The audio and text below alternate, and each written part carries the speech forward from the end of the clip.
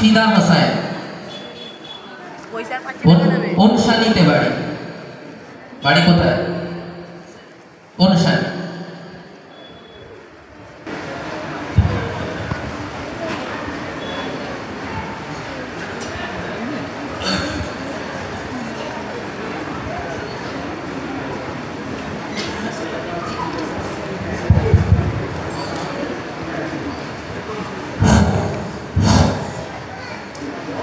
আসসালামু আলাইকুম ওয়া রাহমাতুল্লাহি ওয়া বারাকাতুহু। আসসালামু আলাইকুম, স্যার বাড়িতে আছেন? ওয়া আলাইকুম আসসালাম ওয়া রাহমাতুল্লাহি ওয়া বারাকাতুহু। হ্যাঁ আছি। কে বলুন তো? রাকিবুলের আব্বা। আপনি হঠাৎ কি মনে করেন? আপনাকে একটু মিষ্টি মুখ করাতে এলাম, এই আর কি। আরে এসবের কি দরকার ছিল? তাহলে হয় আপনার কাছে টিউশন পড়ে আমার 3 ছেলের মধ্যে 2 ছেলে 2 ক্লাসে ফার্স্ট হয়েছে।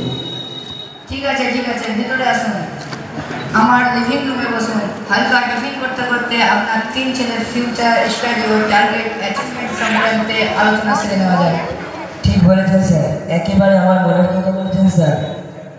আমিও চাইছিলাম আমার ছেলের পড়াশোনা ও ভবিষ্যৎ সম্বন্ধে আপনার পরামর্শ নেব। বিশেষ করে আমার ছোট ছেলেটা, ও তো এবারেও ফেল করবে। দেখুন, আপনার বড় ছেলে দুটোর ভবিষ্যৎ খুবই উজ্জ্বল দেখছি, যেহেতু ওরা দুজনে ক্লাসে স্ট্যান্ড করছে। আর এভাবে যদি মাধ্যমিক ও উচ্চ মাধ্যমিকে র্যাঙ্ক করে একজন এমবিবিএস ও অন্যজন ইঞ্জিনিয়ারিং এর চান্স পেয়ে যায়, তাহলে তাদের আর পেশেন্ট ফেলে লাগাতে হবে না। চিন্তার বিষয় হচ্ছে আপনার ছোট ছেলেটাকে নিয়ে। ওর বুদ্ধিশুদ্ধি নেই তা বলছি না, বরং আপনাদের অত্যাধিক আদর পেয়ে কি জানি না, ও বড্ড হ্যাঁকাতে ও একদমই অদ্বিতীয়। পড়া মন দিয়ে শোনে না, বাড়ির কাজ দিলে তা কখনোই করে আনে না, নানা লাভ দেখায়। আপনি ঠিক বলেছেন স্যার, ও ছোট তো, তাই আমাদের 2 লোকের একটু আদর ও বাদর তৈরি হয়েছে। শুনুন, আমার মনে হচ্ছে ওর পড়াশোনা আর হবে না। আপনি তো একজন ব্যবসায়ী মানুষ, আপনার সম্পূর্ণ ব্যবসার দায়িত্ব ওকেই সামলাতে হবে। তাই এখন থেকে আপনার ব্যবসার কিছু কিছু দায়িত্ব ওকে শেখাতে থাকুন। আপনি উত্তম পরামর্শ দিয়েছেন স্যার, তবে তা এখন না, কারণ ওর জন্মের আগে থেকেই ওর আম্মি নিয়ত করেছিল যে এবারে যদি আল্লাহ তাআলা আমাদের পুত্র সন্তান দান করে, তাহলে তাকে আমরা মাদ্রাসায় পড়াবো এবং যোগ্য আলেম বানাবো ইনশাআল্লাহ। কিন্তু ও যে পড়াশোনায় আগ্রহী নয়।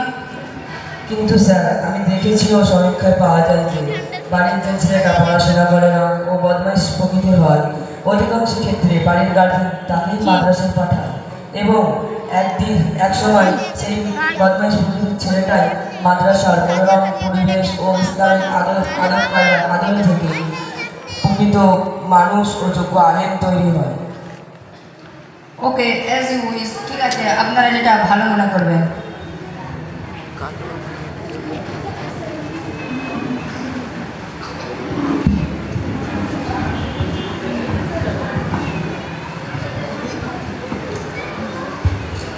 বড় ভাই, ও বড় ভাই, আব্বা কোথায় গো?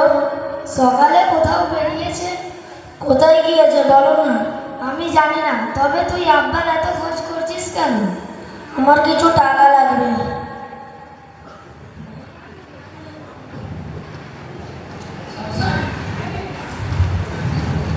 কোথায় গিয়েছো বলো না? কোথায় গিয়েছে বলো না? আমি জানি না, তবে তুই আব্বার এত খোঁজ করছিস কেন? আমার কিছু টাকা লাগবে। পড়াশোনার নামে অষ্টরম্ভা আর শুধু টাকা আর টাকা। তুই এখন টাকা নিয়ে কি করি বলতো? তোমায় বলবো কেন? তুমি কি দেবে নাকি? বড়দের মুখের কথা দেবো এক চড়।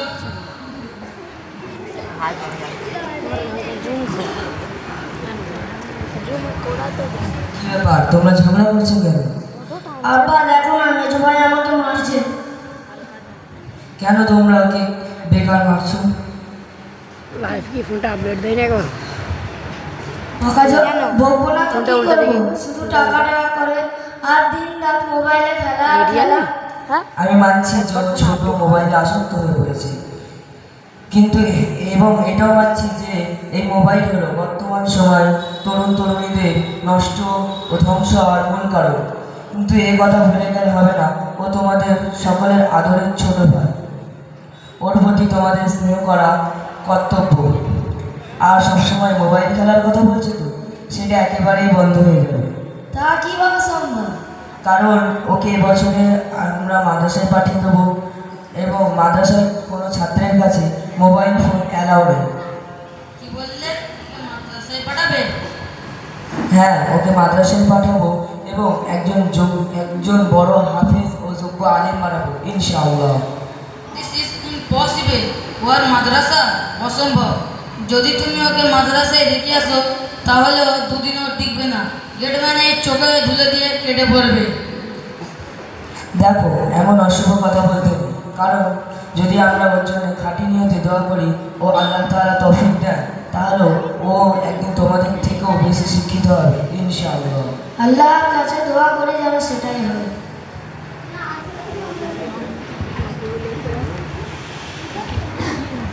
আসসালামু আলাইকুম ওয়া রাহমাতুল্লাহ। বাড়ি ভালো আছেন?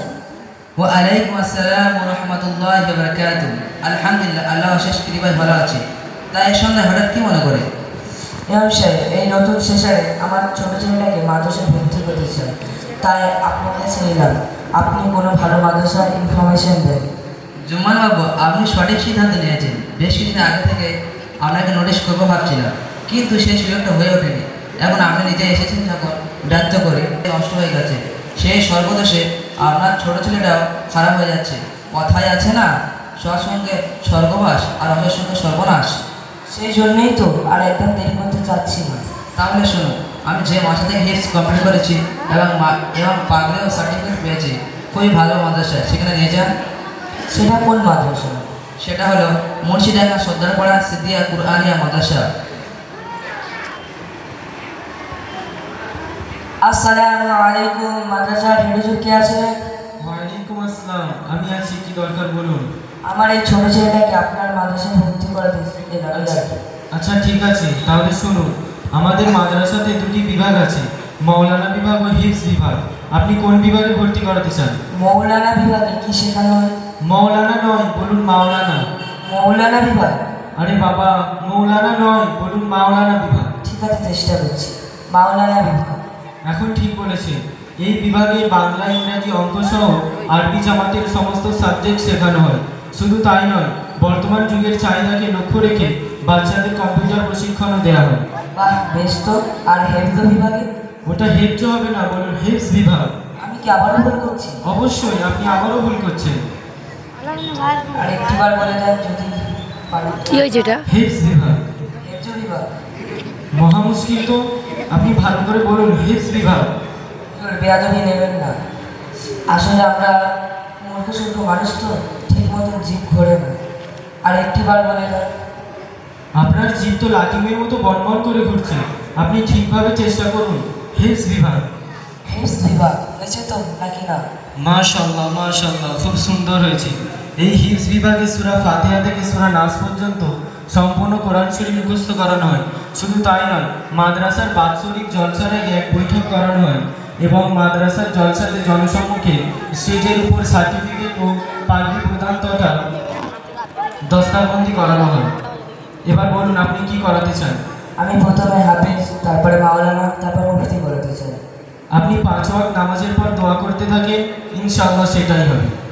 হুজুর, আমার একটা গোপন কথা আছে, বলবো? সে কি? আচ্ছা বলুন। হুজুর, আমি মানব নামে রোগে আক্রান্ত হয়ে পড়েছি। আমার মনে হয় আমি আর বেশি দিন বাঁচব না। তাই আপনার কাছে একটি ওসিয়াত করে যাই। আমার ইন্তেকালের পর আমার 3 ছেলের মধ্যে যে বেশি শিক্ষিত হবে সেই আমার জানাজার নামাজ পড়ে। কি ইনস্টাগ্রাম? তাহলে ওতে কর, ভালো লাগবে। ওতে করা যায় তো। কয়েক বছর পর আমার আব্বা ইন্তেকাল করেছেন। আসসালামু আলাইকুম হুজুর। ওয়ালাইকুম আসসালাম। আমার আব্বা ইন্তেকাল করেছেন। ইন্না লিল্লাহি ওয়া ইন্না ইলাইহি রাজিউন। আমি তোমাদের ছোট ভাইকে নিয়ে এক্ষুনি বেরোচ্ছি। নূরে আলী, রেডি হয়ে নাও, এখনই বেরোতে হবে। তোমাদের বাড়িতে একটা বিপদ হয়েছে। অনেকটা লং রাস্তা আর জ্যামের পর একটু লেট হয়ে গেল। জানাজা কি রেডি? জি হ্যাঁ, জানাজা রেডি। তোমাদের আব্বা ইন্তেকালের আগে আমার কাছে একটু ওসিয়াত করে গিয়েছিল যে যে তার 3 ছেলের মধ্যে যে বেশি শিক্ষিত ও জানাজা পড়ানোর উপযুক্ত হবে সেই জানাজা নামাজ পড়াবে। এখন 3 ছেলের মধ্যে তুমি তো ইঞ্জিনিয়ার, তাহলে তুমি পড়াও। না জি, আমি ইঞ্জিনিয়ার হলেও জানাজা পড়াবার যোগ্যতা আমার নেই, সো আমি পড়াবো না। তুমি তো স্কুল টিচার, তাহলে তুমি পড়াও। না না, তা কি করে হয়, আমার দ্বারা এটা সম্ভব নয়।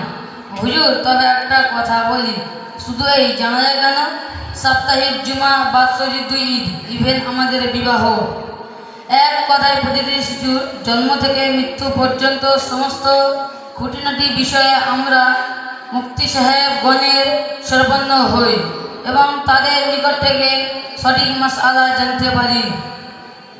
অতএব আমাদের 3 ভাইয়ের মধ্যে সর্বাধিক শিক্ষিত আমাদের এই ছোট্ট ভাই হাফেজ মাওলানা মুফতি আমাদের এই আব্বার জানাজা পড়াবে। আচ্ছা ঠিক আছে, তাহলে তাই হোক। আপনারা সকলে কাতার দিয়ে দাঁড়িয়ে যান। সকলে নিয়াত করে নেন। নাওয়াইতু ওয়াদিয়া লিল্লাহি তাআলা 4 তাকবীরাতি সালাতিল জানাজাতি, আসসালামু লিল্লাহি তাআলা, الدعاء لهذا الميت، ابتديت بهذا الإمام متوجها إلى جهة الكعبة الشريفة. الله أكبر. سبحانك اللهم وبحمدك وتبارك اسمك وتعالى جدك وجل ثناؤك ولا إله غيرك. الله أكبر. اللهم صل على محمد وعلى آل محمد كما صليت على إبراهيم وعلى آل إبراهيم إنك حميد مجيد. اللهم بارك على محمد وعلى آل محمد كما باركت على إبراهيم وعلى آل إبراهيم إنك حميد مجيد. الله أكبر. اللهم اغفر لحينا وميتنا وشاهدنا وغائبنا وصغيرنا وكبيرنا وذكرنا وأنثانا. اللهم من أحييته منا فأحيه على الإسلام، ومن توفيته منا فتوفه على الإيمان. الله أكبر. السلام عليكم ورحمة الله. السلام عليكم ورحمة الله.